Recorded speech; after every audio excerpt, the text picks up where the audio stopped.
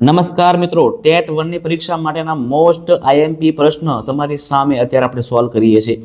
ચાલો, મોનોલોગ એટલે શું? મોનોલોગ કોને કહેવામાં આવે મિત્રો? મોનોલોગ એટલે કે એક પાત્રીય અભિનય, જેને મોનોલોગ કહેવામાં આવે છે।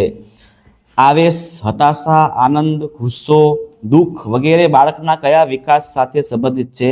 તો મિત્રો ઇમોશનલ એટલે કે સાંવેગિક વિકાસ સાથે સંબંધિત છે। શિક્ષણના કયા ઉદ્દેશ્યને પરિપૂર્ણ કરવા માટે પાઠ્યપુસ્તક ઉપયોગી છે?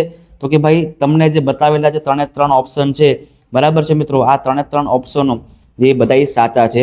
એકચ્યુઅલમાં મિત્રો આ પેપર જે છે 2018 ની લેવાયેલી ટેટનું પેપર છે, એટલે તમારે એ પેપર જોવાના છે અને એમાં જે 3 ઓપ્શન આપેલા છે એ તમારે સાચા ગણવાના છે। ધ્યેયવિહીન ક્રિયાઓ આચરવી એ શિક્ષકનું કયું પાસું છે? તો નબળું પાસું છે। ધ્યેય જ ન હોય મિત્રો તો શિક્ષક કહેવાશે નહીં, એટલે નબળું પાસું ગણી શકાય। અને વિદ્યાર્થીઓનું મૂલ્યાંકન કરવા માટે કેવા પ્રકારનું પ્રશ્નપત્ર હોવું જોઈએ? તો મિત્રો અહીં પણ તમારે પેપર એકવાર જોવાનું છે, બરાબર છે, તમારે 3 ઓપ્શનને સાચા ગણવાના છે, કેમ કે મિશ્ર પ્રશ્નપત્રો જે હોય એ પ્રકારનું પ્રશ્નપત્ર સાચું ગણી શકાય, કે જેમાં દરેક પ્રકારના પ્રશ્નો આપેલા હોય, ખાલી જગ્યા, ખરા ખોટા, ટૂંકા પ્રશ્ન, સવિસ્તાર પ્રશ્ન, આ બધું આપેલું હોય તો એ મિત્રો યોગ્ય પ્રશ્નપત્ર ગણી શકાય છે।